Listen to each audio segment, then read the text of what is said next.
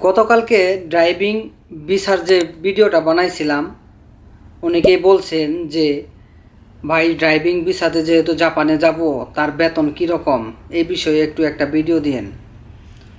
তো ড্রাইভিং ভিসাতে আসলে জাপানে বেতন প্রথম কত হয়, মানে আপনি যদি বাংলাদেশ থেকে ড্রাইভিং ভিসাতে জাপানে আসেন, সেক্ষেত্রে প্রথম অবস্থায় আপনি জাপানে কত টাকা বেতন পাবেন সেটার একটা ধারণা দিব, এবং আপনি সব কিছু কেটে ছেটে কত টাকা দেশে পাঠাইতে পারবেন এইটার একটা ধারণা দিব। শুধু যারা জানতে চাইছেন যে ড্রাইভিং ভিসাতে কত টাকা বেতন পাওয়া যায়, শুধু তাদের জন্যই এই ভিডিওটা। তো দেখেন, আপনি যেহেতু ড্রাইভিং ভিসাতে বাংলাদেশ থেকে এখন আসা যাচ্ছে, সেক্ষেত্রে যদি আপনি ড্রাইভিং ভিসাতে জাপানে আসেন, আপনার 3 মাসের একটা ট্রেনিং আছে। এটা কিভাবে ট্রেনিংটা সম্পূর্ণ হয়? এই ট্রেনিংটা হলো, আপনি যদি বাংলাদেশ থেকে কোনো লাইসেন্স না থাকে বা লাইসেন্স থাকে, সেক্ষেত্রে আসতে পারবেন। কিছু কিছু কোম্পানি আছে আপনার লাইসেন্স না থাকলেও তারা নেয়, আবার কিছু কিছু কোম্পানি আছে লাইসেন্স দেখে তার ইন্টারন্যাশনাল লাইসেন্স আছে কিনা। মানে আপনি বাংলাদেশ থেকে যদি লাইসেন্স করেন, সেক্ষেত্রে আপনাকে যে এজেন্সি পাঠাবে বা যার মাধ্যমে আসবেন, তারা কিন্তু আপনাকে ইন্টারন্যাশনাল লাইসেন্সটা করে দিবে বা হেল্প করবে করতে কীভাবে করা লাগে। হয়তো আপনার 1000 থেকে 1500 টাকা লাগতে পারে ইন্টারন্যাশনাল লাইসেন্স করতে, কিন্তু বাংলাদেশের প্রেক্ষাপটে এটা হইতেছে ফি। কিন্তু আরও কমও লাগতে পারে, একটু বেশিও লাগতে পারে।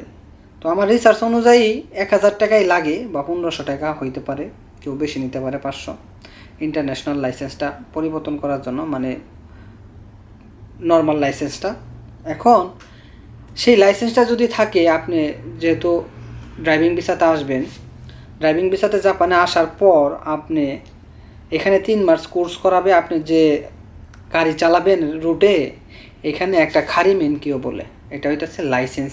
যারা তুলে তারা জানে খারি মেনকিও জাপানে মানে একটা বাইরে গাড়ি চালানোর জন্য একটা সরকারি অনুমোদিত একটা সার্টিফিকেট লাগে। সেই সার্টিফিকেট দিয়ে আপনাকে বাইরে প্র্যাকটিস করাবে। তার জন্য আপনাকে ট্রেনিং করতে হবে। যে কোম্পানি আপনাকে নিয়ে আসবে, সেই কোম্পানি আপনাকে 3 মাসের আগে বাইরে পাঠাবে না। 3 মাস আপনাকে কি ট্রেনিং করাবে। এই 3 মাস ট্রেনিংয়ের মধ্যেই আপনি বাইরে কিভাবে গাড়ি চালাবেন, কাস্টমারের সাথে কিভাবে ব্যবহার করবেন, সমস্ত কিছু জানতে পারবেন। তো মূল ফোকাসটা বা তথ্যটা হইতাছে, আমি আপনাদের যেটা দিব সেটা হইতাছে কত টাকা কাইটে সাইটে আপনি দেশে পাঠাইতে পারবেন, এবং আইসে সাইডে কত টাকা বেতন পাবেন। আপনি বাংলাদেশের প্রেক্ষাপটে যদি চিন্তা করেন, দেখেন একটা 8 পাস ছেলেও কিন্তু ড্রাইভিংয়ে আসতে পারতেছে জাপানে, সর্বনিম্ন যে পড়ালেখাটা যা বাংলাদেশে, এবং যারা গ্র্যাজুয়েশন করছে তারাও কিন্তু একই লেভেলে আসতে পারতেছে, একই বেতন। কারোর বেতন যে 19-20 আছে, 19 বা 20 এরকম নাই। যে একজন চান্স পাইলো, উনি হইতেছে গ্র্যাজুয়েশন মাস্টার্স করছে, তার বেতন হইলো 3 লক্ষ, আরেকজন 8 পাস ছেলে, সে ওই একই ক্যাটাগরিতে আসছে, তার বেতন হইলো 1 লক্ষ, এরকম নাই। জাপানে আপনার দক্ষতা কোনটা আছে, আপনি ড্রাইভিং ভিসাতে যেহেতু আসবেন, আপনি ড্রাইভিংয়ে যে সেক্টরগুলো ওরা যে অভিজ্ঞতাগুলো চাইছে সেগুলো আছে কিনা তারা এটা দেখবে।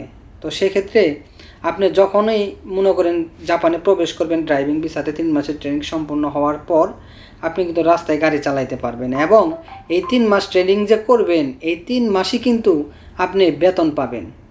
ড্রাইভিং কইরেও যে বেতন পাইতেন, আপনি এই 3 মাস ট্রেনিং করার পরেও সেই বেতনই পাবেন।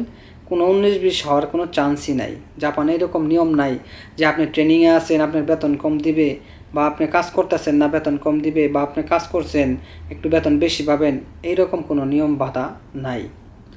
তো সেক্ষেত্রে আপনি যখন আসবেন, তারপর থেকে বা তারপরের দিন থেকে আপনার বেতন কন্টিনিউ চলবে। কত টাকা পাবেন? আপনি প্রথমে 22 মান পাবেন। 22 মান মানে বাংলাদেশি টাকায় যদি হিসাব করেন, 1 লক্ষ, এই ধরেন 1,70,000 টাকা, 1,80,000 বা 90,000 টাকা ধরেন, এইরকম একটা ধরেন আর কি। ধরেন আমি জাপানি ইয়েনে হিসাব করি, ধরেন 22 মান বেতন। 22 মান হইতেছে, 1 মানে হইতেছে বাংলাদেশি টাকায় ধরেন এখন বর্তমানে রেটে ধরেন 7,600 বা 700 এরকম আছে। আর হচ্ছে ধরেন কমসে কম যদি রেট বাড়ে তাহলে ধরেন 1 মানে 8,000 টাকায় ধরেন 19-20 হইতে পারে। তো সেক্ষেত্রে আপনারা হিসাব করে নেবেন 22 মানে কত আসে। এবং এই 22 মান পাওয়ার পর আপনাকে কিন্তু রুম ভাড়া, যারা গাড়ি চালাবে তাদের রুম ভাড়া কিন্তু দিতে হয় না। অন্য সেক্টরগুলোতে কিন্তু রুম ভাড়া দিতে হয়, বাসা ভাড়া দিতে হয়, কিন্তু যারা ড্রাইভিং ভিসাতে আসে তাদের বাসা ভাড়াটা দিতে হয় না। এটা কোম্পানি থেকে ফিক্সড থাকে, তাদের বাসা ভাড়াটা কোম্পানি দেয়। কিন্তু অন্য সেক্টরগুলোতে নাই, কারণ ড্রাইভিং ভিসাটা একটা মানে খুবই জটিল, কারণ মানুষের সাথে কনভারসেশন করতে হয়, রুটে ট্রাফিক মেনে গাড়ি চালাতে হয়, সেক্ষেত্রে আপনার টেনশন থাকতে পারে বা চাপ থাকতে পারে। তো সেক্ষেত্রে এই গাড়ি এর কারণে একটু বেতন 2 মান 1 মান কম হতে পারে, কিন্তু বাসা ভাড়াটা কোম্পানি থেকেই আপনাকে ফ্রি দিবে। আমার মনে হয় না আপনার কারোর কাছ থেকে নিতেছে। তো যারাই আছে তাদের কাছে জানা, হ্যাঁ শোনা, তো সেক্ষেত্রে আপনাদের মনে করেন যে বাসা ভাড়া লাগবে না, 22 মান বেতন পাবেন। কাইটে সাইটে আপনি এখানে 18 থেকে 17 মান 5,000 বেতন পাইতে পারেন হাতে। তো এই বেতনটা যদি হাতে পান তাহলে খায়ে দেয় আপনি ধরেন 3.5 মান বা 4 মান যদি ভালো করে খান জাপানে, তাহলে ধরেন 4 মান বাংলাদেশি টাকায় ধরেন 29 থেকে 32,000 টাকা এর মধ্যেই আপনি খাইতে পারবেন, মানে সব কিছু ভালো মন্দ খাইতে পারবেন। তাহলে আপনি মনে করেন যে বাংলাদেশের টাকায় 90,000 টাকা বা 1 লক্ষ টাকা বা 1,05,000 10,000 টাকা এইরকম একটা অ্যামাউন্ট আপনি দেশে সব কিছু কেটে সেটে পাঠাতে পারবেন। আবার যদি মনে করেন যে না আমি পাঠাবো না, জাপানেই রাখবো, সেক্ষেত্রে আপনি কিন্তু সব কিছু কেটে সেটে 13 মান 14 মান কষ্ট করে যদি একটু খান, এখানে শুধু যে আপনার এই যে একটা বেতন তা না, প্রথমে আপনার 6 মাস কিন্তু ওভারটাইম পাবেন না। জাপানে একটা নিয়ম আছে, একটা নতুন যারা কাজ করে তাদের কিন্তু প্রথমে ওভারটাইম দেয় না। আর বিশেষ করে ট্রাফিক রুলসগুলো অনেক কঠিন জাপানে, সেই জন্য আপনাকে রুলসগুলো আগে শিখাবে। আপনি যে গাড়ি চালাবেন 3 মাস তো ট্রেনিং দিবে, তারপরেও আপনার পাশে লোক থাকবে, বাসেতে বা ক্যামেরা থাকবে, আপনাকে লক্ষ্য রাখবে সব সময়। তো সেজন্য টেনশনের কিছু নাই, একদম ইজিলি জাপান সব কিছুই একদম পদক্ষেপ দেখাবে, সুন্দর করে শিখাবে, তারপরে আপনাকে রুটে গাড়ি চালাইতে দিবে। টেনশন করে না, বেতন তো বুঝলেনি কত পাবেন। তো যদি এখানে আপনি টাকা না পাঠান তাহলে কত ইয়েন বুঝলেনি, যে 13 মান বা 13.5 মান 14 মান এইরকমও জমাইতে পারেন। যদি একটু কষ্ট করে খান, 3 মান খান, তাহলে 17 মান 5,000 থেকে তাহলে যা থাকে আর কি।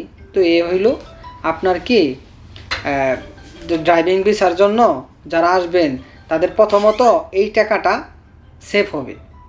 তো সকলে ভালো থাকবেন। অনেকেই এই ভিডিওটা চাইছিলেন, দেখেন আমি বাসার ভিতরেই বাইরে গেলাম না, ইনফরমেশনটা দিলাম।